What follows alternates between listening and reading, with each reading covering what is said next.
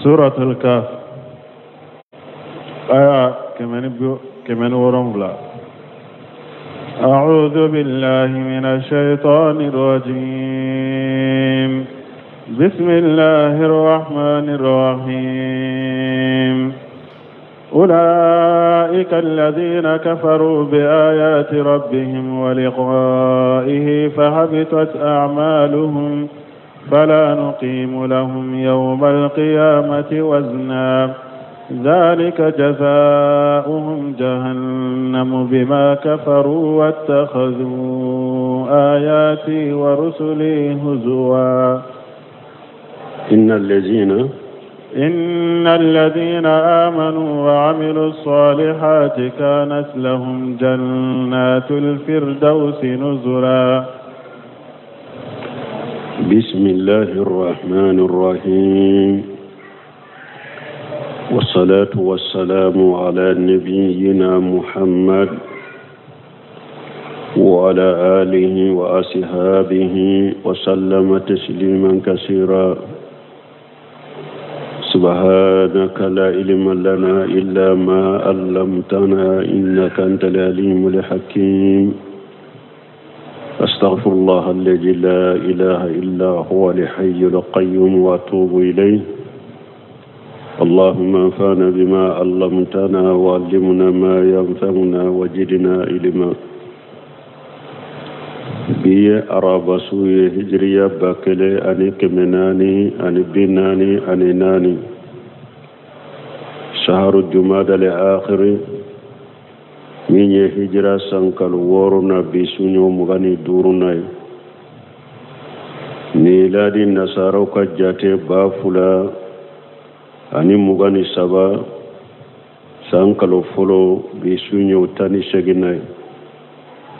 أمبي داود بن مسلم رجاق وأمبو كنو. أعوذ بالله من الشيطان الرجيم. إن الذين آمنوا وعملوا الصالحات كانت لهم جنة الفردوس نزلا. يخبر تعالى عن عباده سعداء على بان كباريا كبو aka joma munu ye jon kunna diuye wa humul ladina amanu billahi wa rasulihi ulude do nu limanani alaye ani alaka chide wa saddaqul mursalina fima ja'u bihi uye chide umfana chinya tigiya chide unimun nanuma uyo chinya tigiya أن لهم جنات الفردوس على كنونو كو أرجانا سو من توغي فردوس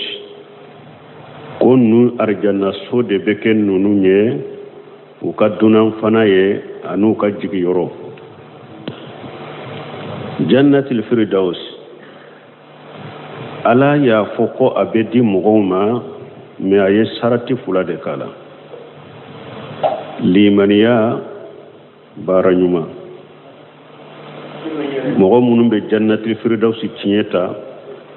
akwa bedi mogo munum ma aye ko fula de fo anofe limaniya baranyuma limaniya de kada alala fengo fenye dusukumbara uye o kasabati dusukun kono alakama kada alala dusukun kono limana jonsen woro o sabati len ka soro dusukun kono دسكمبارا جمعي فنا التوكل ورهبة والخوف من يكا كودا ألاكا أنيكا سيرا ألاني أنيكا ألاكانو نونو سباتلين كسروي دسكم كنو نونو فنا دسكمبارا ودي لمن يدي كوم منو بيت دسكم كنو بارا نيما يدي كوم من بيت سوفيوكا نين نكو فلا سبت مؤمنون على كل بفردوس كنو. إن الذين آمنوا على كل مؤمنون دار على الحقيقة وعملوا الصالحات ويبارا نموك كانت لهم جنات الفردوس نزلا. أرجانا سومين توي كو جنات الفردوس ودي بكو جيجي يروي أنو كدونا فنا limani anko dononde bara nyuma min fule ninye anko sarati fula de bala baraka kalashi alaye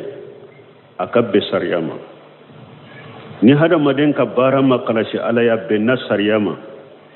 alamma ko shitala sarati yomle tamado ni ka bara fana benna sariyama ka be ciden ka tasirana ma ka sunnama ama kalashi alaye alamma ko shitala sarati yalla folli man yakko fe bara nyuma de ka sore bro خالدين فيها لا يبغون عنها حولا من جنة فردوسي قتادة كحديثنا كسنن كشوما يرفلو جنة فردوس قال مجاهد الفردوس هو البستان بالرومية كنو كبوا فردوس كوا كورد كنا غفرو أرمي وكنا وقال خيره مجاهد التنا ولكو هو البستان الذي فيه شجر الأعناب كو نغفر دو ني ارشو بن نغفر من كنو وقال قتادة كو الفردوس ربوة الجنة وأوسطها وأفضلها كو أرجانا يركور تالي دي فردوسيا أنا چمانچه أنا أرجانا يرونيما قتادة كو فردوس يودي وفي صحيح أنا نحرس سهلين كنو إذا سالتم الله الجنة فشالوه الفردوس كيدين كنا على الدلي أرجانا لا أي على الدلي أرجانا جنة فردوس دلا فإنه آل الجنة فردوسي على دي أرجانا سنفلا بي على دي أرجانا بي سنفل وأوسط الجنة على دي أرجانا چمانچه ومنه تفجر أنهار الجنة أو جنة فردوسي فانا أرجانا قوتو بل سرببو جنة فردوسي دي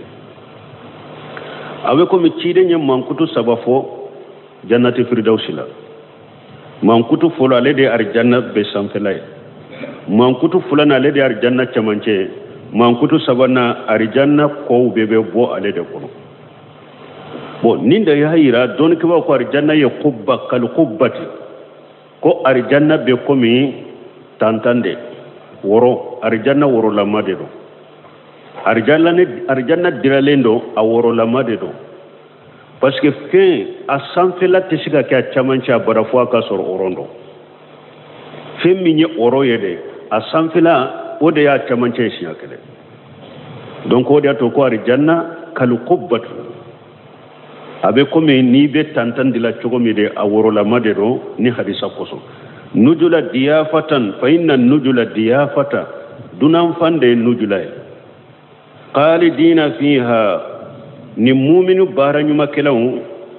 ube dume arjanna kono ay muqimina sakinina fiha يشغلين دبي أرجانا كنو لا يجعنون عنها أبدا وتبو أرجانا كنو أبدا فنا خالدين فيها وبدوم أرجانا فردوس كنو لا يبغون عنها هولا أو أتاف أرجانا وكارجانا سوين كفليه كاسين أرجانا سوسيه أتاف كفليه ككف مرشيه أي لا يغترون عنها خيرها ولا يحبون سواها uta arjanna so si sugantiya nu ka arjanna so inte uta tanafe fana utafe akayele makka ke foye donc arjanna dew fule arjanna den kelen kala lay ninke nin fana ke nemaye arjanna dewnye arjanna den kelen kele be arjanna so min kono e yere nyana e de kan ne makka boni be e yere nyana e kan ne makka boni be e ka arjanna so kausa betay ita fe ta ka yele makake mugawre sitetai parce que enyana ere ta kanye kateme beka ala yo kar janna dewni jahannaba dewbe o kontere de la jahannaba dew fana fula kelen kelen nyana ne de kala jabaka juguna be jahannaba dew jahannaba kono kelen kelen nyana ne de kala jabaka juguna be me arjanna dew kelen kelen nyana ne de kar janna sokka usakateme betaka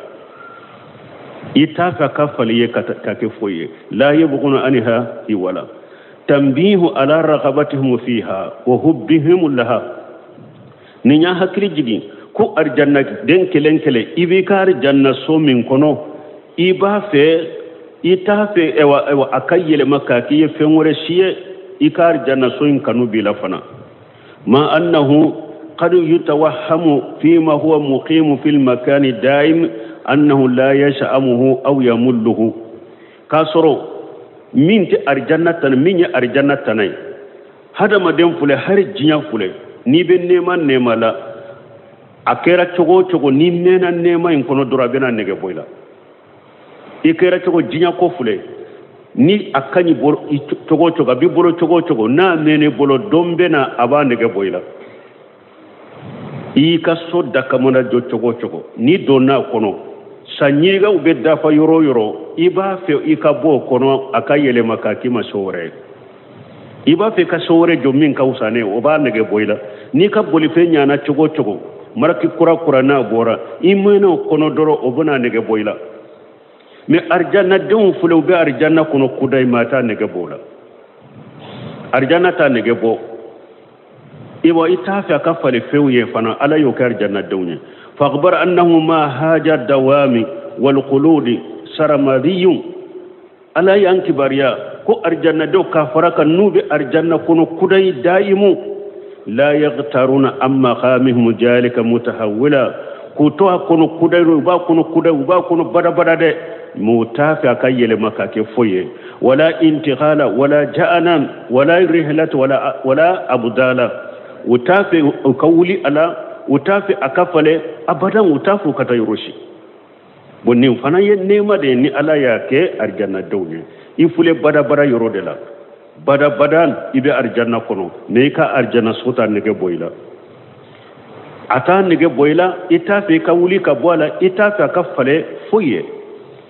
ibolo akausa fembe akausa nema be donc ni nema ni ala yake arjanna dawne قل لو كان البحر مدادا لكلمات ربي لنفد البحر قبل أن تنفد كلمات ربي ولو جئنا بمثله مددا يقول تعالى على بافو مسامين كورتالين قل يا محمد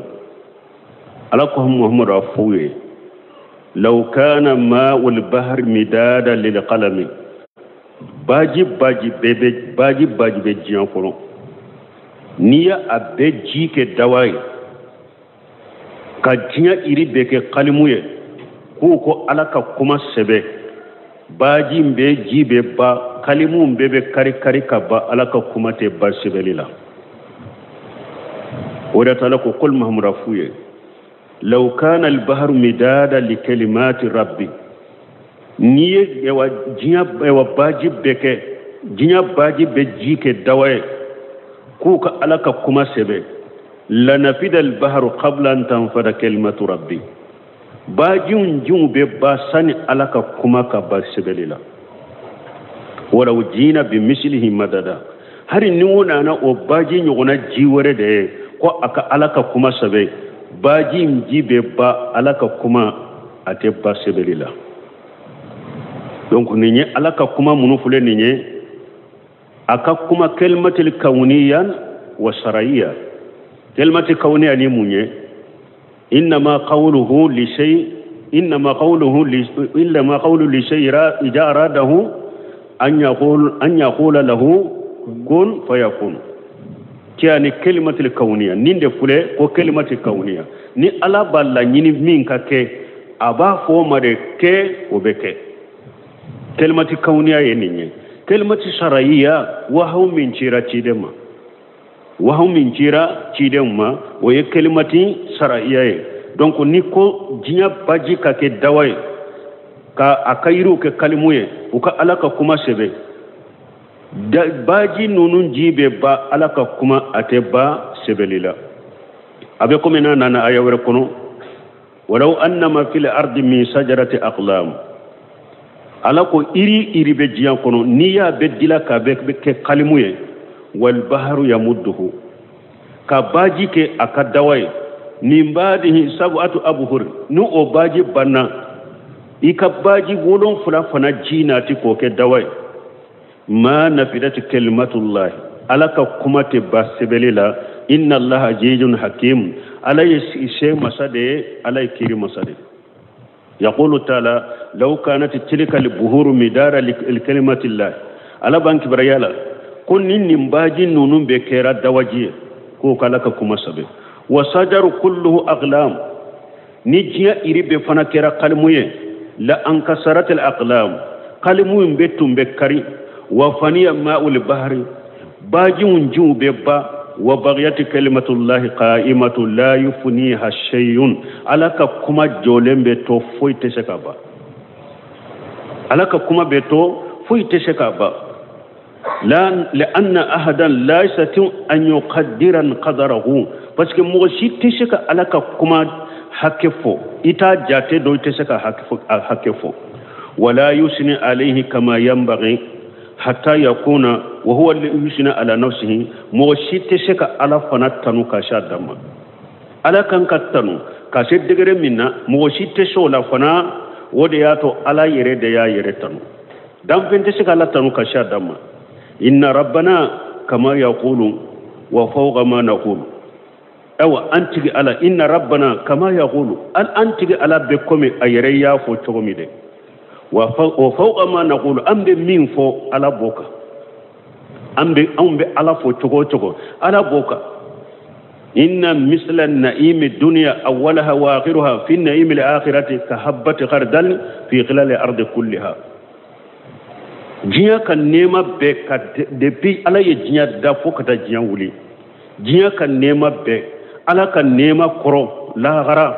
أبيكم إذن نيفين كشماني habati sauda nyogona finki misani niya fili kungo konona la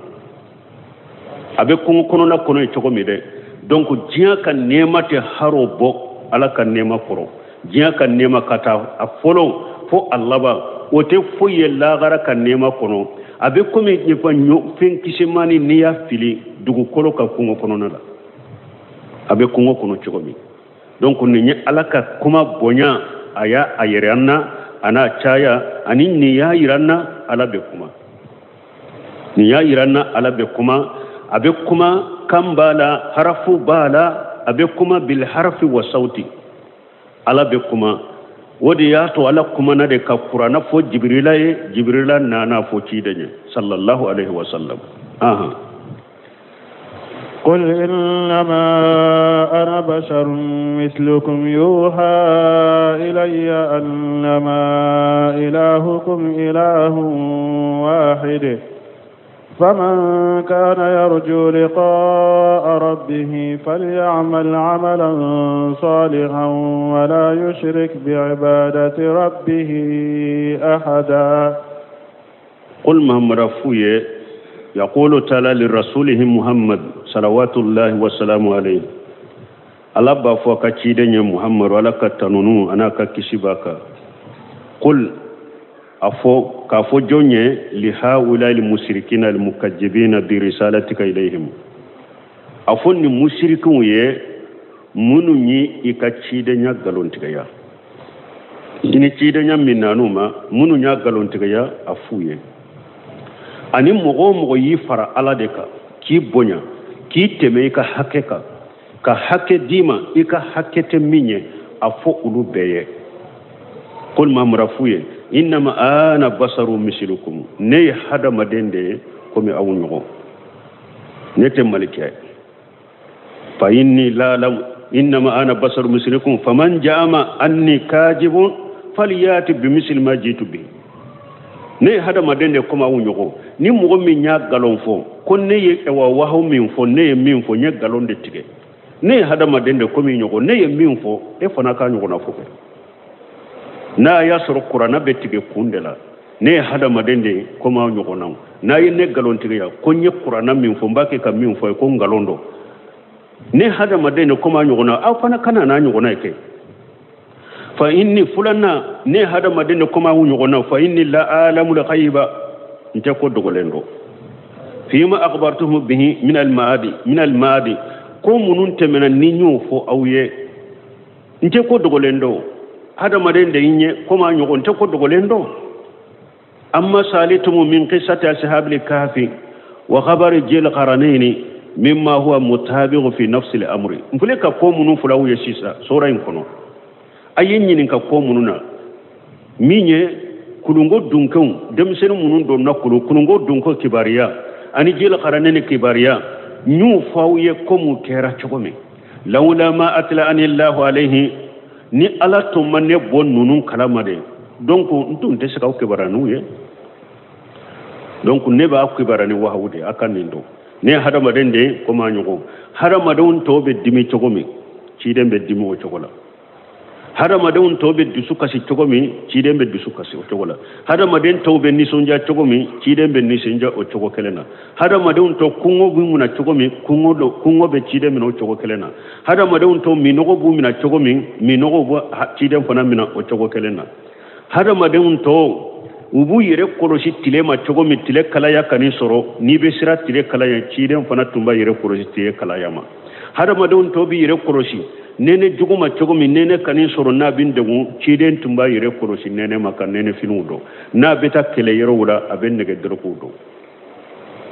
munum be ske ke kado anin tamawni binya kala wudi nyokonche hada madon bu yere korosi fengo ci den ba yere korosama hada madon to be nyina chogomi ci den be nyina o chogo kelena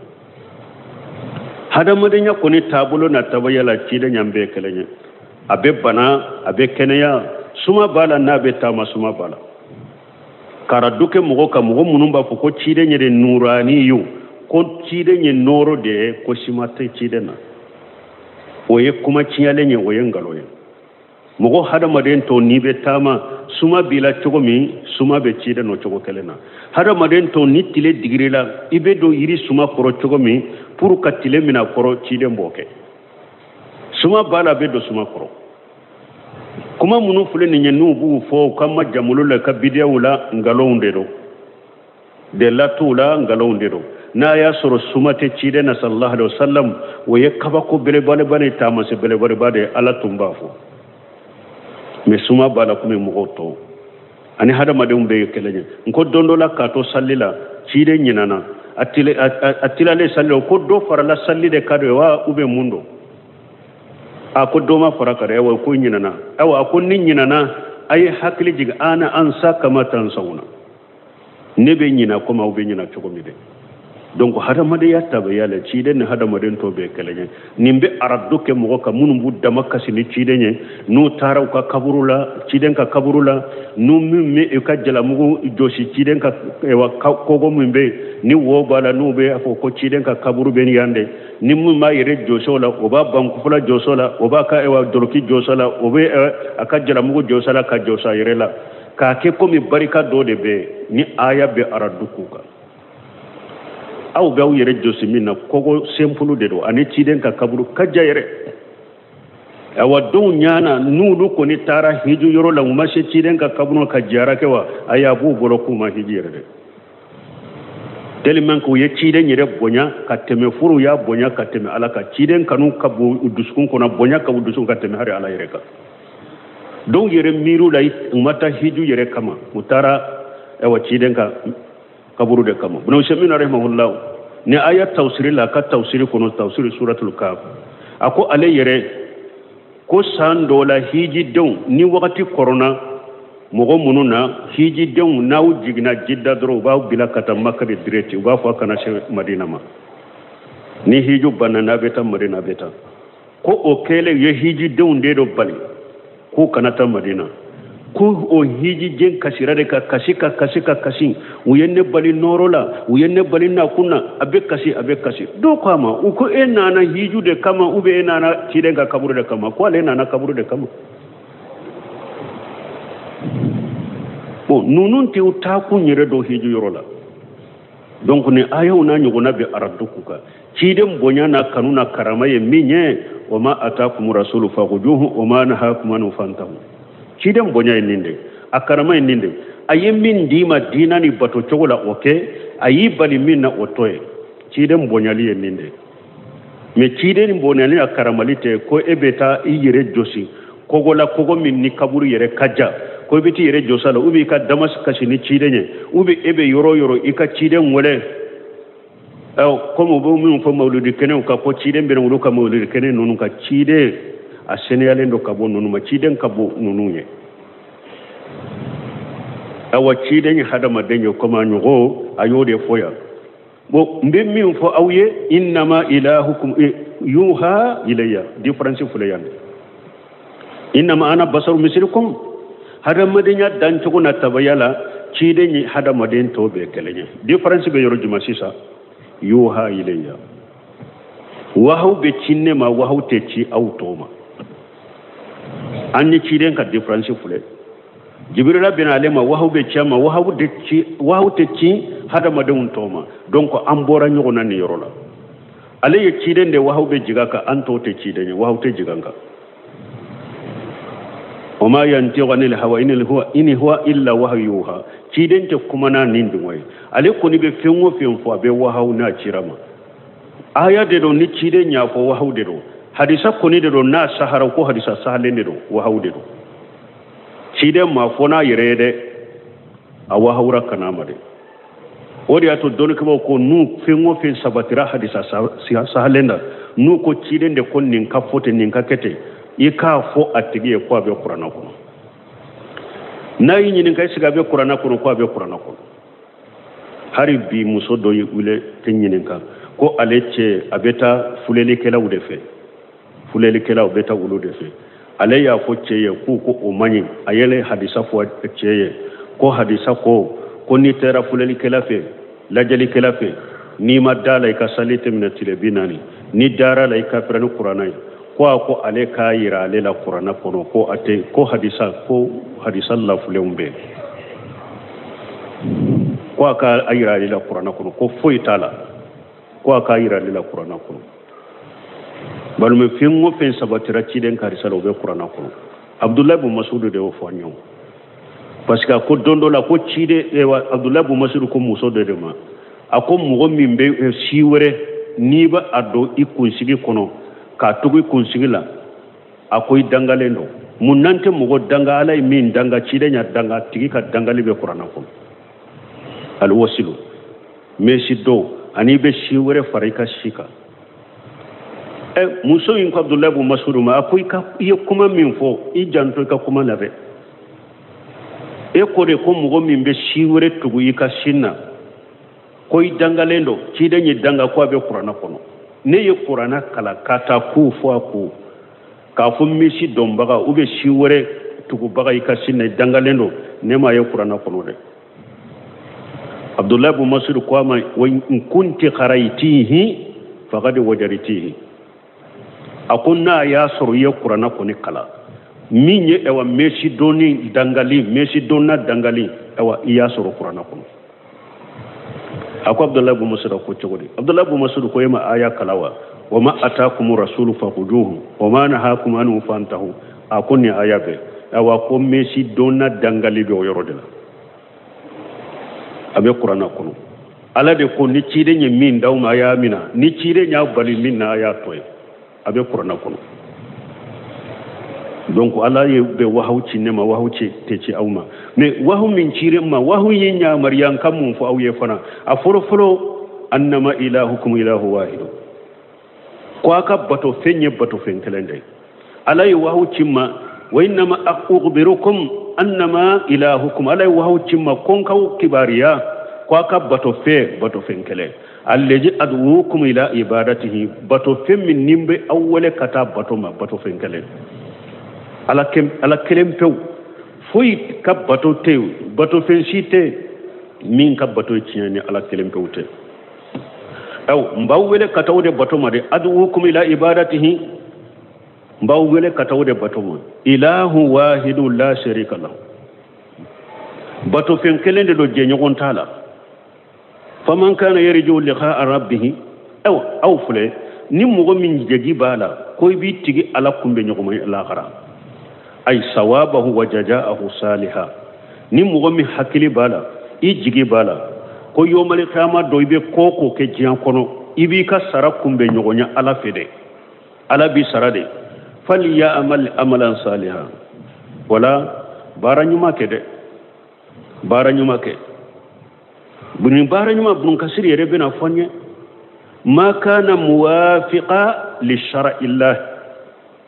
ako bara nyuma e munye bara min benna la kasariyama abenna la kasariyama ika bara nyuma ke ni mugo mi hakili bala yomali kama dombe ala kumbe nyogonya mbe bara fana ke mbinka sara kumbe nyogonya ni ye bara nyuma mununke mbinka sara kumbe nyogonya la bin kurosha bin sarade bara nyuma ke de awa bara nyuma sarati folo ma kana muwafiqa li shar'i illah bara min benna ala kasariyama kele wala yusrik bi ibadati rabbih ahadan bara yin fana keto fana abenna sariya masariya jumaye an tilela ciden ka sunna nabi ni mani ciden munun tamina wunye aka ciden ka sariya ika baraka biyama donc an ewan tilela ciden ka manton nu ko aka be sariya ma ciden ka sunna ika baraka be ciden ka sunna sallallahu alaihi wasallam aka be sariya ma ni nye ewa batoliro ciden batoliro nako wala yushrik bi ibadati rabbih ahada ikhlasu fanana donaya ay huwa alladhi yuradu bihi wajha Allah wahdahu la sharika lahu awa ikabara ikana fuy fara alaka ikabara keto fana bon kasir fana ko olla nyine munye ikabara ika ala jati de nyini ni kabara ikana fuy fara alaka ikabara keto ikiddu sun kala shi alai tuma mai nin fo ako wahajani urukunali amalil mutaqabbal awakum nim fula min fula ne bara milale alafe a joseye nim fula de bara minale alafe asarati nim fula de la budda an yakuna khalisan lillahi sawaban ala shari'ati rasulullah sallallahu alaihi wasallam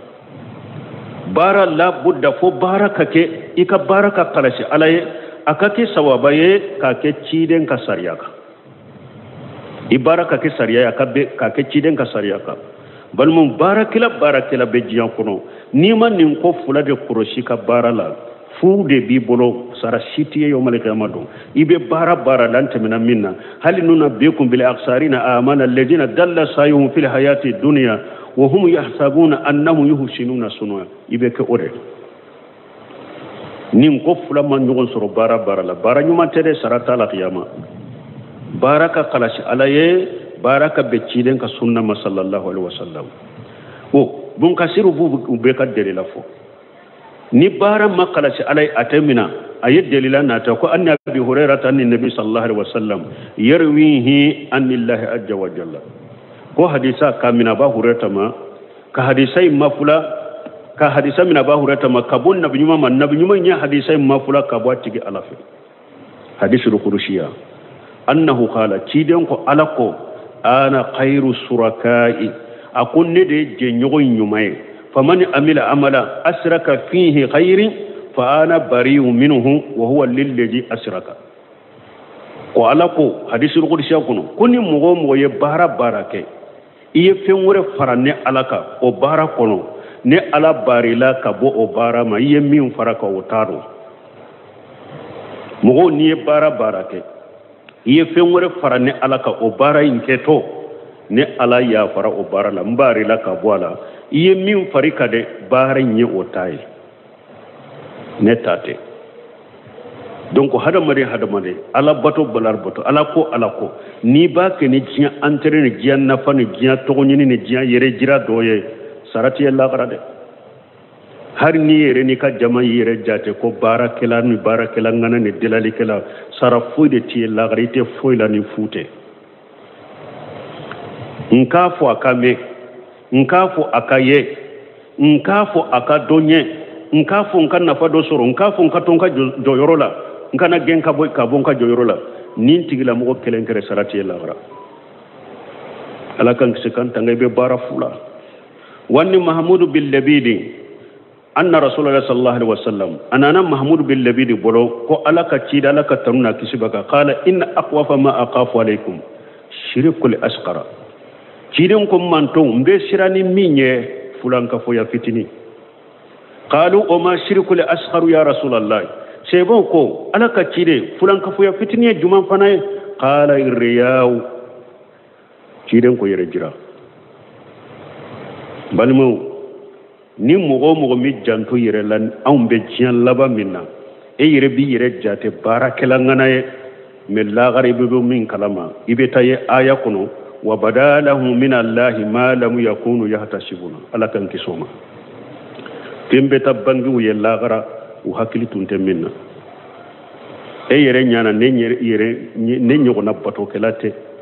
ne nyogo na bara nyuma kelate ni jora qiyama keneka ala ba fu malikawiye aya foye ko sarata bonoya ala kan kisoma de donc wori ato ciden ko be sirani minye fulanka fu ya fitini ko fulanka fu ya fitiye munye ako yere jira janko nimmina munun nana awuntilela mbe yoro nka filime mbe yoro mfoto kata nka chari bato yoro hiji yoro alumura yoro jaka boto mbalima mo mi be kisantilela ila rahim rabbi nyuma yake to fo o ka filime de fo photo de kata ikaye hiju yerebe nyini kake yere jira yoroye alumura be nyini kake yere jira yoroye haramu fulan be nyini kake yere jira yoroye min ni muso groupe min tara ni min ni jama min tara u beta fara nyon kam madina misiri kono doro ku filime ka fili ku yere ke do ke la yere de do beta tege jata ko do ka le ka photo ta ka yere ko be do ke Suleiman ure le ka kuma kajab ka surate do yere la do beti jo alikaba koro ka tege fense ko do ka le photo ta ka ke kuma be do ke kajab ka surate do yere la ba yere yere de la aba yere yere de la mo chama beta hiju yoro la kana min kisilendo fulanka foya ma ka dogo min kisilendo bidia ma ka dogo mun faralaka yere jira faralaka min ba ciay bolo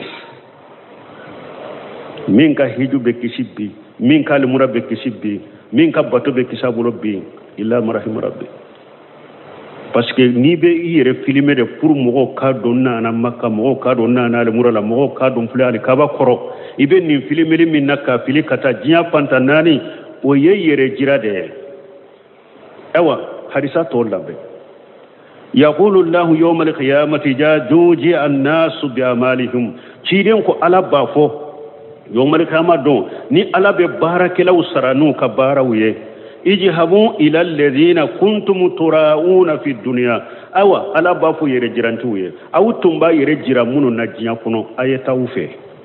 ayata ulufe فانظروا هل تجدون عندهم الجزاء اكتا لاجي يالا ابي سراسرو بوري اكا سركو نتني بولوي يري جرا باغا كياما كنه كالا بنين دفوي اكا سراتني بولوي ادا ايتومبي يري جرا منو ماجيا كونو تاي كا سراني ني اولوفي اي بو اكا يروفا اي بو جما كاني اي بو جيا كاني اي بو اكا يروفا يوم القيامه دو aku ka bo yoro ka fa munun kawye ala ba fo ayata ka sara nyinu ulufe aka sara tenefe aye ko min ke jian kuna ma ken ne kamaw aw ya ka akayede ayera fona aya wira yira mo mununa ayata ka sara nyinu ulufe aka sara tene bolo ya ala kan kisala kan tango da to ye Sheikh Salih Fawjan nyininka iya do nin ko kura dongo do de bo faruka kata sungalo sallila do ka sungalo nafila fano beta apare sigi kuka ewa nafila ka filime kuka nafila filime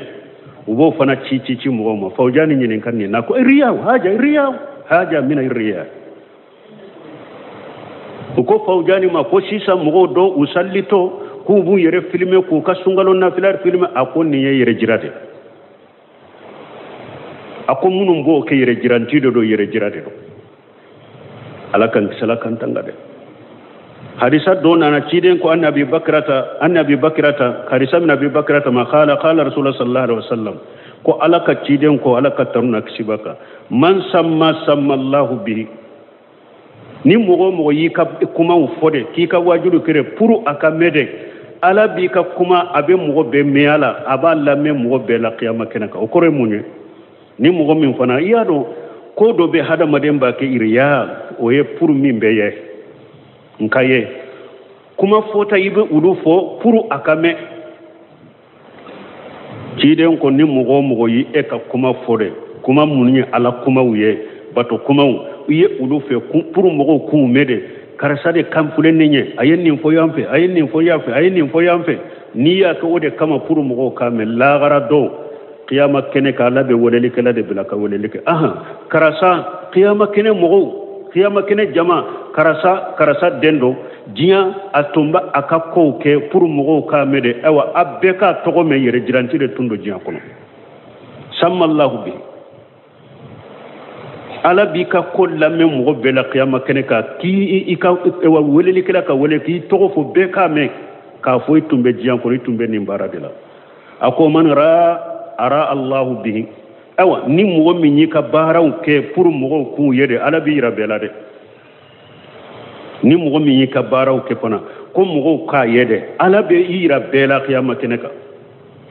ka fo qiyama kene jama damfe be karasa dew be ka laje afule atumbe jiyan ko na ma ka baraw ke ni ala kama ayuke ukayede akayede wa beka laje afule alakan salakan tanga ewa mbalmo ni bara mak ewa beciden ka sunna mo ba fo mamuna bidiya ni bara ma be sharia ma be sunna ma aba fo ma ko bidiya ni bara ma karashi alaye abo fo ma mun togodi ko shiriku ko fulan ka foya dusun kala si baliya fulan ka foya ni bara ma be cide ma tuna ma woye bidiya bo ni bara ma kala si ewa alaye woye shirku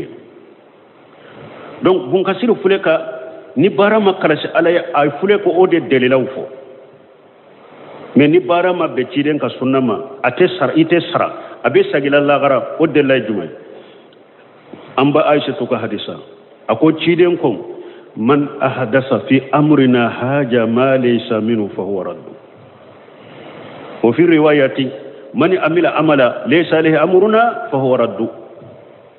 ciden ko nindina min fulen ni mugo ye kokura do nindina kono min ta kono ikabara be sagi mallagara na chogo dola ni mugo ye barake nindina kono bara min ni cide mi nyamariya naye akeliye la gara dola bi ka bara sagima nim fana de delilaye ko ni bara ma becciden ka sariyama bara ma becciden ka sunna ma ko saratiye la gara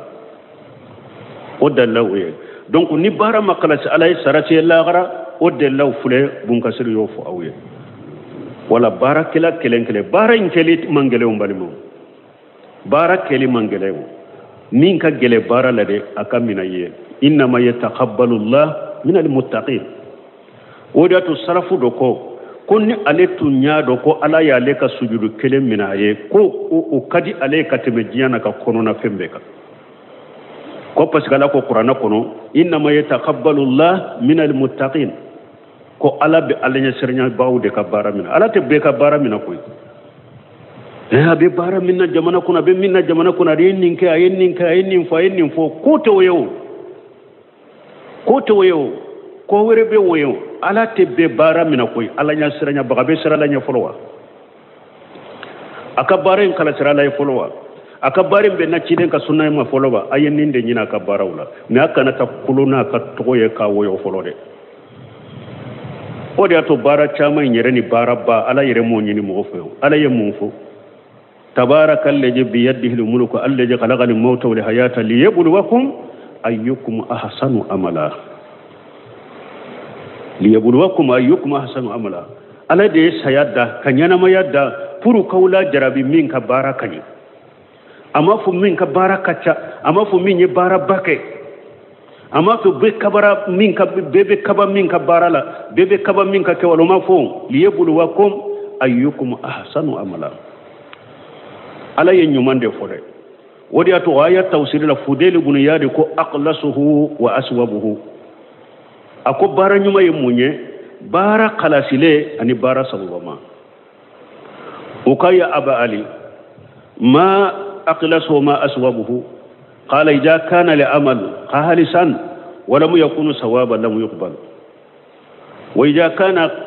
sawaban wa lam yakun khalisan lam yaqbalu حتى يكون خالصا وصوابا الخالص أن يكون لله والصواب أن يكون لسنة فدل بن ياري كبارا نما ko bara nyuman kore munye ko bara kalasile bara sawabama adem folo de tokoy ali ko ali fa bara kalasile nya jumay bara sawabama munye akonni bara kalasile alay nama ke sawaba ya temina ni bara kera sawaba nama kalasi ya temina fo bara ka kalasi aka ke sawaba de ako bara kalasile nya de bara ka ke alakama bara in ka ke ala kelim tewde kama ima bara in ke fengure shi kama ni alate ninde bara kalasile ako bara sawaba ma an yakuna la sunnati bara in ka ke ciden ka sunnaka bara ka ke ciden ka sunnaka wala mbalimo ambe fengo fe nan ka jiya nyana mo yakono batu ni fe ni boli ni fe una an kan nin ko fula ni bara wala de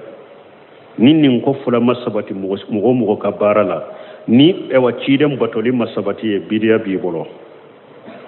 sarati ya lagara ni bisukun kalashi masabati bolo ye fulan ka foya bi bolo ni munafiqiya ani yere jiraya sarati bolo lagara